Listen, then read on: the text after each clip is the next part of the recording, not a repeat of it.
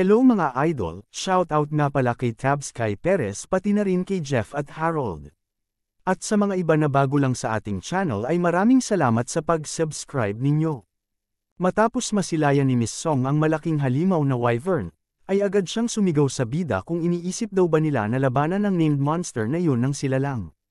Dagdag pa niya na kung nababaliw na ba sila, sapagkat isang pagkakamali lang daw ay maaari silang mamatay lahat. Samantala si Hyuk-jun naman ay nababalisa at uwing-uwi na ng mga sandaling ito. Ngunit sa kabilang banda ang bida ay tila ayaw magpaawat, wika niya na tama daw at mapanganib na daw para sa kanila yon. Kaya't mas mabuti daw na umalis na din sila ngayon dito at siya na din daw ang bahala na humarap sa halimaw na yon. Dito ay gulat na gulat sina Miss Song at Hyuk-jun sa kanyang naging pahayag, habang si Leader Choi naman ay nagsasabi sa kanyang mga kasamahan na ang Star Guild daw ay hindi ganoon kagandang kapanalig na guild para tumakas na kasama sila. Lalo na daw ngayon na naging kaaway na nila ang kanilang pinuno ng guild. Dahil dito, tinawag ni Leader Choi ang pansin ni Taecyeon kung saan tumugon siya sa bida na kung maaari daw ba siyang magtanong sa kanya. Dito ay kanyang tinanong ang bida na kung ang halimaw daw ba na Black Wyvern na yun na papunta sa kanila ngayon ay may kaugnayan daw ba sa Variation Gate na kinasangkutan niya 3 taon na ang nakakalipas. Kaagad na tumingin si Taecyeon sa kanya at hindi sumagot sa kanyang mga tanong. At dito ay napansin ni Leader Choi na tama daw ang hinala niya kay Taecyeon, sapagkat mukhang ayaw talaga siya magpapatinag sa halimaw na yon. Nanatili lamang ulit na nakatingin si Taecyeon at hindi kumibo sa kanya. Kaya't inihayag ni Leader Choi sa bida na ito raw ay isang bagay na kailangan nilang pag-isipan nang hindi pinapairal ang damdamin. Wika niyang tanong sa bida na kung alam naman ba daw niya na ang halimaw na yon ay isang named monster. Pero si Taecyeon ay walang paki dito at para daw sa kanya ay isa lamang itong halimaw na kailangang pabagsakin. Dahil dito, napabuntong hininga na lamang si Leader Choi sa bida dahil tila wala siyang magawa para pigilan ito. Pagkatapos, ay agad na tinawag ni Taecyeon si Master Kim para ipaalala sa kanya na siya na raw bahala sa pagprotekta sa kanyang mga kasamahan. Dagdag pa ng bida na siya raw ay naniniwala sa kanya. Sa puntong yon, tumugon si Master Kim na kahit hindi pa daw niya sasabihin ang mga ganitong bagay sa kanya, ay gagawin niya pa din raw ang lahat ng kanyang makakaya para protektahan ang kanilang mga kasamahan. Kung saan siya ay nag-umpisa ng maglabas ng kanyang kulay asul na mahika. At dito ay ikinalat niya ang kulay asul na panangga para dumpensa at magprotekta sa kanyang mga kasamahan. Dito ay kanyang sinabi kay Taecyeon na ito raw ang nararapat niyang gawin kaya't huwag na daw siya mag-alala tungkol sa kanila. Ilang sandali, lamanding na nga ang malaking halimaw na Black Wyvern sa itaas ng bato. Kung saan si Taecyeon ay seryosong tinitigan ng malaking halimaw na yon. Sa puntong yon, bumungad sa kanilang harapan ang isang malaking Black Wyvern na mayroon lamang isang mata at umuungol ng malakas. Iniisip ni Taecyeon na ang itim na Wyvern daw na yon ay mas lumaki noong huli niya itong nakita, at medyo naiiba na din raw ang anyo nito ngayon. Pero kahit na ganun raw ito, ay natitiyak niya pa rin na ito raw ang parehong halimaw na pumaslang sa kanyang mga kasamahan noon. Sapagkat ang nabulag niyang kaliwang mata kung saan niya sinaksak ito noon ay patunay lamang na ito pa din ang halimaw na kanyang naengkwentro dati. Wika pa niya na hindi pa siya nakarinig ng halimaw na kayang lumaki ng ganito. Sa puntong yon, mahigpit na hinawakan ni Taecyeon ang kanyang sibat kung saan siya ay sabik ng humarap sa halimaw na ito. Dito ay sinabi ni Taecyeon sa halimaw na sa wakas daw ay nagkita na silang muli. Wika pa niya sa halimaw na kung saan-saan pa ba siya pumupunta para maghanap ng kanyang biktimahin. Pero kahit na siya daw ay mukhang mas lumaki at lumakas, ang mata niya pa din daw ay hindi niya nagawang mapagaling. Dahil dito, umatungol na nga ng malakas ang itim na wyvern kay Taecyeon. Dito ay tinawag siya ng bida na bastardong halimaw, dagdag pa ni Taecyeon na huwag siyang magpakita ng angas niya sa kanya. Sinabi rin ni Taecyeon sa halimaw na itikom niya daw ang kanyang mga bibig at makinig ng mabuti sa kanya. Sa malaseryosong tingin ng bida ay sinambit niya sa halimaw na 3 taon at 72 araw, yun daw ang haba ng panahon na hinante niya para sa sandaling ito. At mayroon din daw siyang gustong sabihin na mga pangalan sa kanya bago sila mag-umpisa sa laban. Dito ay iniisa-isa na sinabi ni Taecyeon ang isa sa kanyang mga kasamahan na si Kim Hyun-soo, na pinatay ng halimaw. At ang dalawa sa mga yon ay si Song Dong-hyuk at Park Sang-ho na nasawi rin sa mga araw na yon kung saan ang katawan nila ay nabaon sa mga bato. Sinambit rin ni Taecyeon si Lee Hai-rim kung saan nagkaroon din ito ng matinding pinsala kung saan naputol ang iba't ibang parte ng kanyang katawan sa tinamong pag-atake ng halimaw. At ang tatlo din sa mga yon ay si Kim Han-won at Park Gwang-hyun at si Han Na-rae kung saan namatay rin doon sa matinding pagkasawi mula sa halimaw. Dinagdag rin ni Taecyeon sa kanyang mga binanggit ang dalawa rin sa mga nasawi na sina Park Sang-bin at Kim Min-young. At ang panghuli na pangalan na kanyang sinambit sa mga namatay ay si Hong Chi-anso, kung saan naaalala pa ni Taecyeon ang huling sandali at masasayang ngiti ng kanyang team leader bago ito patayin ng itim na wyvern na yon. Dahil sa mga araw na yon ay hindi pa rin mawala-wala sa kanyang isip ang huling tinig na kanyang sinambit sa bida kung saan siya ay sinasabihan ni Hong Chi-anso na siya raw ay tumakas na. Dito ay galit na inihayag ni Taecyeon sa halimaw, na ang lahat ng mga pangalang yon na kanyang sinambit ay mayroong mga pamilya at mga sariling pangarap sa buhay, pero dahil raw sa kagagawan niya ay dinurog niya ang mga yon sa isang iglap lang. Sa puntong yon, sinimulan na nga ni Taecyeon na i-activate ang kanyang aura sa kanyang sibat, kung saan pinaalala ng bida sa halimaw na sa araw din daw na yun ay nawalan rin siya ng kanyang mga mata. Kaya't nararapat daw na ayusin na nila ang mga utang nila sa isa't isa ngayon. At dito ay tinutok na nga ni Taecyeon ang kanyang lumiliyab na aura ng sibat sa itim na wyvern, at inihayag rin ni Taecyeon na sa oras din daw na ito ay hindi na siya muling aatras pa sa kanya. Kaagad nag-alerto ang sistema na nakamit niya na raw ang tagumpay sa pagpapamalas ng kanyang enerhiya. At ito raw ay isang kahanghangang tagumpay, kung saan bibigyan siya ng mga gantimpala para sa tagumpay na ito. Tumunog uli ang sistema at nagsabi na pwede na raw siya muling gumamit ng enerhiya sa kanyang sibat. At ang kanyang katawan ay nagkamit na ngayon ng epekto ng immunity sa 100 na lason, dahil dito, siya raw ay nakakuha ng malaking karanasan at maraming pag-angat ng antas. Pagkatapos ng lahat ng ito, nakakuha siya ng 100 karagdagang puntos. Matapos ang kanyang mga nakuha ay bigla na patahimik ng sandali si Taecyeon. Pagkatapos ay bigla na lamang inatake ng Black Wyvern si Taecyeon ng kanyang napakalakas na fire breath. Kung saan ramdam ng mga kasamahan ni Taecyeon ang tindi at hagupit ng pag-atake ng Black Wyvern. Sa sobrang lakas ng kanyang pag-atake, ay agarang napuno ng mga usok ang paligid, at nang mapansin ng itim na wyvern ang anino ng bida ay agad siyang napaungol sa kanyang galit. Kung saan narinig ng halimaw na nagsasalita pa si Taecyeon sa mga sandaling ito.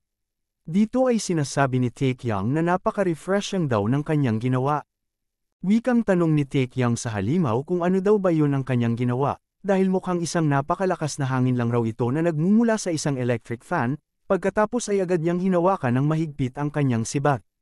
At agarang sumugod si Taecyeon sa halimaw kung saan kinukutsa niya ang halimaw dahil daw sa mahina niyang pag-atake. Nang siya ay makalapit dito, ay agad na sinimulan ni Taecyeon ang pag-atake niya sa itim na wyvern. At dito ay kanyang tinusok ng bumabagang enerhiya ng kanyang sibat ang paanan ng itim na wyvern. At dahil sa ginawang pag-atake ni Taecyeon ay naramdaman ng halimaw ang sakit mula sa kanyang pag-atake dahilan na siya ay mapasigaw sa mga oras na ito.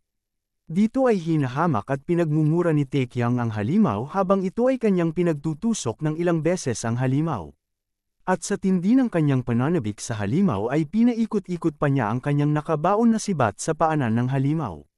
Dahil sa sakit na kanyang tinatamo, ay agad na itinaas ng halimaw ang kanyang mga pakpak. Kung saan sinubukan niyang lumipad sa ere para ihulog si Taecyeon. Sa puntong yon, kaagad napansin ni Taecyeon ang ginagawang pagkilos ng halimaw para siya ay mahulog sa kanyang pagkakapit. Dahil dito, binuksan ni Taecyeon ang kanyang inventaryo para kunin ang nakatagong balisong sa kanyang kagamitan para magsagawa ng kanyang pagkilos. At dito ay ibinaon ni Taecyeon ang kanyang nakuhang balisong na tinataglay ng kanyang makapangyarihan na aura.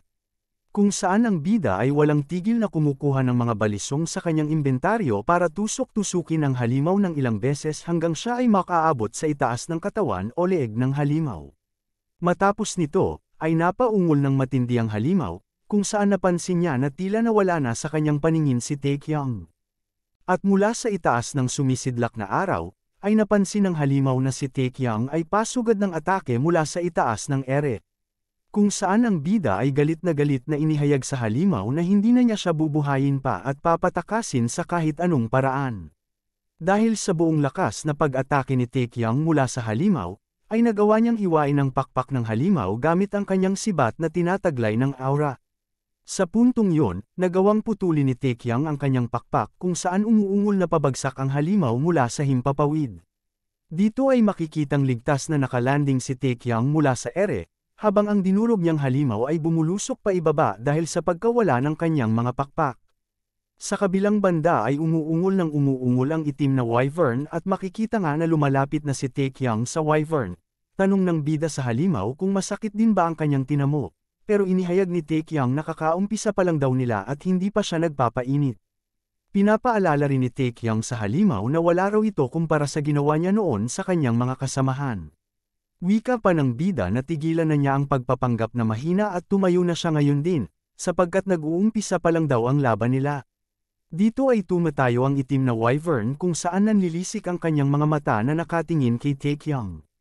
Tumugon si Taekyang sa itim na wyvern na tigilan niya daw ang pagtitig sa kanya ng ganito, dahil kung papatuloy niya raw ito ay pupunitin niya daw ang isa pa niyang mata.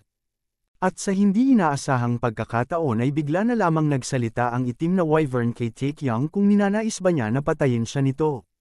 Dahil dito, nabigla si Taekyang at hindi makapaniwala matapos marinig niya na nagsasalita pala ang itim na wyvern. Dito ay tinatanong ni Taekyang ang halimaw na kung paano ang isang halimaw na tulad niya ay nakakapagsalita. At sabi nga muli ng wyvern kay Taekyang na may sasabihin daw siyang isang bagay, at ang ipapakita daw niya na iyon ay kakaiba sa lahat ng nakita niya. Samantala, nanatili pa din gulanta si Taekyang at hindi makapaniwala sa kanyang nakita. Kasabay nito, ang itim na wyvern ay nagpakita ng kanyang kakayahan, kung saan nagawa niyang ipakita kay Taekyang ang kanyang healing magic sa bida. Lumipat ang eksena kung saan ipinapakita ang pagsasalaysay tungkol sa one-eyed wyvern na si Keres. Dahil pagkatapos mawala ang isang mata ng wyvern na ito dahil sa kagagawa ni Taekyang, siya ay nanggagalaiti sa sobrang galit at sinumpa niya sa kanyang sarili na sisiguraduhin niyang papatayin niya ang taong gumawa sa kanya noon. At pagkatapos ng insidenteng yun ay makikita na ang one-eyed na si Keres ay nagsimula ng sa pagpatay ng mararaming tao na makikita niya sa loob ng gates. At kahit nga ang mga halimaw na ginagambala siya ay sinimulan niya na ding patayin. Isang araw pagkatapos niyang pumatay ng tao ay naramdaman niya sa kanyang katawan na mayroon siyang malaking katawan at pambihirang lakas. Kung saan tinatanong niya sa kanyang sarili kung paano daw siyang nagkaroon ng kakayahan na mag-isip at magsalita. Kaya wika niya kung dahil daw ba yun sa patuloy niyang pagpatay ng mga tao sa loob ng gates. At pagkatapos niyang mapagtanto ito ay nadiskubre din niya kung bakit siya lumalakas at hindi pala yun sa pagpatay ng mga tao. Sapagkat dahil pala yun sa mga halimaw na kinakain niya, at pagkatapos niya daw kumain ng halimaw ay mayroong kakaiba sa katawan niya na nagpapalakas. Sa araw na yun nakita niya ang isang bagay na nagbigay ng pagtataka sa kanyang isip kung ano ito. At doon napagtanto niya na ang bagay na ito ay tinatawag ng mga tao na isang magic crystal. Dahil doon, ang one-eyed na si Keres ay nagsimula na sa pagpuntirya ng mga magic crystals na kanyang makikita sa mga halimaw at tao. Kung saan kakainin niya ang ibang mga halimaw at hahanap din siya ng mga kagamitang mahika na pag-aari ng mga hunter at sila ay kanyang kakainin ng buo. At doon nagsimula si Keres magtaglay ng pambihirang katalinuhan na isa sa mga katangian ng mga wyvern. Siya ay isang kabahagang uri ng mga dragon, pero siya ay naiiba sa lahat dahil siya ay nakapagpasok sa isang ganap na bagong teritoryo ng kapangyarihan na tinatawag na mahika. Pagkatapos ng araw na yon ay napagdesisyonan ng one-eyed na si Keres na maglibot-libot para mag-aral ng mahika. Pero ng araw din na yon ay mayroong mga walang takot na hunter na pumunta malapit sa may lungga niya at naamoy ni Keres ang amoy ng tao na bumulag sa mata niya. Kung saan sinabi niya na sisiguraduhin niya daw na mapapatay niya ang tao na yun at kakainin niya daw ito ng buo. Bumalik sa kasalukuyang eksena, kung saan ang itim na wyvern na si Keres ay nagsasagawa ng healing sa kanyang katawan. At doon ay nagsimulang matanggal ang mga nakabaon na balisong ni Taekyang sa kanyang katawan. Sa oras din na yun ay nagsimulang gumaling ang kanyang mga sugat na tinamo sa pag-atake ng bida. At ang sibat na ibinaon ni Taekyang sa kanyang tuhod ay nagawang matanggal at mahulog. Sa puntong yun, nagsisimulang mag-regenerate o bumalik sa orihinal na anyo ang kanyang mga pakpak na pinutol ni Taekyang. Sa pagkakataong ito, nagawang makabalik ni Keres sa kanyang orihinal na anyo at nagawang gumaling sa kanyang tinamong sugat sa bida. Dito ay kanyang inihayag kay Taekyang na siya raw ay humanda na sapagkat papatayin na siya nito. Sa kabilang banda ay hindi makapaniwala si Taekyang na gumamit ng mahika ng paggaling ng isang wyvern, at takang-taka nga si Taekyang kung siya ba ay isang wyvern talaga. Bagamat hindi niya naman makakayang pagalingin ang lahat, ay hindi pa din makapaniwala si Taekyang na kaya niya gumamit ng isang mahika. Pagkatapos nito, ay agad na ginamit ng halimaw ang kanyang mahika na slow magic para pabagalin ang galaw ni Taekyang. Dahil dito, nakaramdam si Taekyang ng pag-iiba sa kanyang kasanayan. Kung saan bigla na lamang nag-alerto ang sistema sa kanyang harapan na ang halimaw na si Keres ay gumamit ng speed reduction magic. At dahil sa isang katangian ng lahi ng mga dragon, naging mas malakas ang kanyang mga mahika. Sinabi rin sa sistema na ang epekto ng mahika ng pagpapabagal ay tumaas ng 5 beses. At ang kilos ng kanyang liksi ay pansamantalang bababa ng 50 puntos. Dito ay nag-aalala si Taekyang na sinambit na nagawa niya raw pabagalin ang kanyang bilis ng 50 puntos sa isang paggamit lamang ng speed reduction magic. Samantala siya ay pinagtatawanan ng wyvern at tinanong kung nasorpresa ba siya sa kanyang ginawa. Wika pa ng Black Wyvern sa bida na hindi na niya raw makakayang kumilos ng mas mabilis tulad ng dati. Pero sa isang mabilis na pag-iisip ni Taekyang ay agaran siyang dumagdag ng 100 puntos sa kanyang agility. At sa isang mabilis na paggalaw ay mabilis na kumilos at tumalon si Taekyang sa itaas ng ulo ng wyvern para siya ay kanyang atakihin. Ipinagtataka naman ng halimaw ang biglaan na pagkilos ng mabilis ni Taekyang. Dito ay seryosong tinanong ni Taekyang ang halimaw kung siya din ba ay nasorpresa sa kanyang ginawa. Sa isang tiyak at direktibang pag-atake ni Taekyang, ay nagawa niyang tusukin ng kanyang sibat na mayroong aura ang natitirang mata ng halimaw, kung saan napaungol ito ng malakas dahil sa sugat na kanyang tinamo.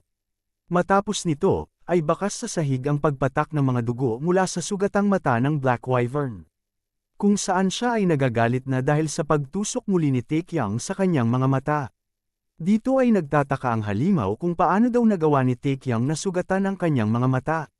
Sapagkat ang taglay niya raw na mahika ay perpektong nagamit niya naman sa bida. Tumugon si Taekyang na dahil daw yun sa mga maraming karagdagang puntos na kanyang inimbak. Dahil sa Miriam daw ay hindi niya malalaman kung ano ang maaaring mangyari sa susunod ng hindi inaasahan na pagkakataon. Kaya't pakiramdam niya raw ay kailangan niya magtago ng mga huling alas na baraha sa kanyang mga damit para hindi siya madaling matalo. Napamura naman ang halimaw sa kanyang sinasabi, wika pa niya na kung ano daw na mga walang kabuluhan ang kanyang pinagsasabi at kung ano raw ang ibig sabihin nito. Dito ay nakangiti na tumugon si Taekyang na ang ibig niya raw ipahiwatig sa kanya ay hindi siya maaapektuhan ng kanyang mga mahika. Sa sumunod na galaw, ay agad na ginamit ng halimaw ang kanyang healing magic para pagalingin ang kanyang sugat. Kung saan si Taekyang ay atet na atat nang makipagsagupaan sa kanya, wika pa niya na tapusin na raw nila ang mga utang nila sa isa't isa. Kasabay nito sumugod si Taekyang sa kanya at nagwika na siya raw ay kanyang sisingilin rin ng mga kasamang interes na naipon sa loob ng 3 taon. Dahil hindi pa siya tapos sa kanyang healing magic, ay agad niyang ginamit ang mahika niya kay Taekyang na tinatawag na Dark Binding, upang ito ay kanyang pigilin sa pagsugod ng kanyang pag-atake. Dito ay napansin ni Taekyang na mayroong isang itim na mahika ang siyang lumalabas mula sa ilalim ng lupa. At sa isang mabilis na pagkakataon, ay bigla na lamang nagsilabasan ang mga itim na ugat na binubuo ng mga tinik mula sa mahika ni Keres. Kung saan nagawa nitong etrap at gapasin ang buong katawan ni Taekyang. Sa puntong yon, ipinaalam ng sistema na gumamit si Keres ng isang binding magic sa kanya. At dahil raw sa isang katangian ng lahi ng mga dragon ay naging mas malakas pa ang kanyang mahika. Dahil dito, nagkaroon si Taekyang ng pagbaba ng kanyang lakas ng 10 puntos at ang kanyang HP points ay bumaba rin pati na din ang kanyang agility. At ang mga ugat na bamalat sa kanyang katawan ay tinataglay rin ng mga matutulis na tinik na siyang damapo o tumusok sa leeg ni Taekyang. Nag-alerto ang sistema na ang paralyzing poison ay nagawang makapasok sa kanyang katawan pati na rin ang nerve poison ay nakatagos na din. Dahil dito, pinaalala sa kanya ng sistema na siya raw ay nagkaroon ngayon ng isang pagka-abnormalidad sa kanyang katawan dahil sa tinamong lason. Kaya't napatanong na lamang si Taekyang sa Black Wyvern kung ano kaya ang mga bagay na ito. Matapos nito, ay nagawa ng Black Wyvern na pagalingin ang kanyang mata mula sa sugat na tinamo, at dito ay kanyang pinagtatawanan si Taekyang na nagawa niya raw umano pabayaan ang kanyang depensa. Samantala, unting-unti nang kumakalat sa kanyang mukha ang mga lason na tinamo niya. Habang si Taekyang naman ay nagtatanong sa halimaw kung ano ibig niyang sabihin na siya ay nagpabiya sa kanyang depensa. Pero masasabi niya raw na mukhang tama naman din siya sa kanyang sinabi, dahil nagawa niya naman talaga pabayaan ang kanyang depensa. Ngunit nagtataka ang itim na wyvern kung bakit ganito ang hitsura ni Taekyang, kaya tinanong niya ang bida kung bakit nagiging relax pa din siya matapos ang lahat na nangyari sa kanya. Habang patuloy sa pagkalat ang mga lason sa kanyang mukha, ay sinabi ni Taekyang na kung ang isang tao daw ay relax na relax ay may dalawang rason lamang ito. Una daw ay ang tao na yun ay umaarte lang at nagpapanggap na malakas. At makikita na nga na nag-activate na si Taekyang ng kanyang kakayahan na tinatawag na 100 Poisons Immunity. Sa puntong yun, tuluyan ang naglaho ang mga lason na kumakalat sa kanyang mukha. At dito ay sinambit ni Taekyang ang pangalawang rason kung bakit siya ay relax ngayon. Dahil kumpiyansa siya sa kanyang abilidad kaya siya ay nagiging kampante at hinayaan niya na pabayaan ang kanyang depensa. Sa puntong yun, nag-alerto ang sistema na ang paralyzing poison sa kanyang katawan ay na-detoxified na pati na din ang nerve poison. At ang kanyang abnormal na estado dahil sa lason ay naglaho na. Dito ay sinambit ni Taekyang na dahil daw ginawa ito ng halimaw sa kanya ay dadagdagan pa niya ang kanyang lakas ng 50 puntos pati na din ang kanyang HP points. Dahil dito, tuluyan ang nakawala si Taekyang mula sa mga mahika ng halimaw, kung saan ang mga dark binding na mga ugat ay pira-pirasong tumalsik palayo sa kanya. Binanggit ni Taekyang sa halimaw na ang speed reduction magic at binding magic na kanyang ginamit sa kanya ay pawang na mga walang kwenta. Nang makita ito ng Black Wyvern ay agad na gulat siya at hindi makapaniwala sa kanyang nasaksihan. Kinukutya naman siya ni Taekyang kung wala na daw ba siyang ibang alam na uri ng mga mahika na pwedeng gamitin sa kanya. At dagdag pa ng bida na masyado daw siyang naging kumpiyansa sa kanyang sarili, sinabi din ng bida na inakala niya pa naman daw na matalino siyang uri na halimaw. Pero mukhang nadali na siya raw ngayon sa kamay ng bida. Kaya't napa-atras na nga lang ang Wyvern dahil hindi umepekto ang magic niya kay Taekyang, kung saan siya ay nagtatanong sa bida kung paano daw niya nagawa iyon. Dito ay inilahad ni Taekyang ang kanyang sekreto na isa rin daw itong magic na siya lamang makakagawa. Nagtataka naman ang halimaw na si Keres kung anong magic ang kanyang tinutukoy. Pagkatapos nito ay sinambit ni Taekyang ang katagang patay kanang hinayupak ka. At sa isang mabilis na galaw nito ay sinugod niya ang paa ng halimaw sa isang direktibang pag-atake. Kung saan ang paanan nito ay nagkaroon ng matindi pinsala at pagkabutas dahil sa ginawang pag-atake ni Taekyang. Dahil doon ay napaluhod na nga lang ang halimaw na si Keres, dahilan na siya ay umungol ng malakas dahil sa sakit na kanyang tinamo. Ngunit sa puntong yon ay nagawa pa niyang magtangka ng pag-atake sa bida gamit ang kanyang malaking buntot. Pero si Taekyang ay mabilis na napansin ito at nagawang makailag sa kanyang pag-atake, at doon ay pinagpuputol ni Taekyang ang kanyang buntot na parang hotdog. Pagkatapos nito ay agad na nagcast muli ng slow reduction at dark binding ang halimaw at sinundan pa niya ito ng magic arrow para sa huli niyang pag-atake. Pero si Taekyang ay hindi naapektuhan ng pagbagal mula sa mahika na ginamit ng Wyvern at patuloy siya sa kanyang bilis sa pag-atake. At dito ay kanyang pinagpuputol ang mga ugat na mayroong tinik mula sa pagcast ng dark binding ng halimaw. Kaagad namang napansin ni Taekyang ang mga magic arrows na pinadala ng halimaw sa kanya. At doon ay pinaikot-ikot ni Taekyang ang kanyang sibat para sanggahin ang lahat ng mga papalapit na magic arrows. Sinubukan namang atakihin ng halimaw si Taekyang gamit ang kanyang mga matatalim na kamay pero ang bida ay mabilis na kumilos at inunahan siyang atakihin sa kanyang leeg. Sa sobrang bilis ni Taekyang ay umabot siya sa likuran ng halimaw at pinadaos-dos ang nakalubog niyang sibat hanggang sa kanyang tagiliran. Dito ay makikita na siya ay inatake ni Taekyang sa halos buong parte ng kanyang katawan kung saan nagkaroon ito ng matinding pinsala mula sa bida. Sa puntong yon, unting-unti nang bumabagsak ang halimaw dahil sa mga sobrang lalim ng mga sugat na kanyang tinamo sa sibat ni Taekyang. Samantala ang bida ay pinagmamasdan siyang pabagsak sa lupa. At sa mga sumunod na pangyayari ay lumagapak sa lupa ang malaking halimaw dahil sa tindi ng mga pinsala na ginawa ni Taekyang sa kanya. At doon ay maayos na nakapag-landing si Taekyang mula sa kanyang mga paa.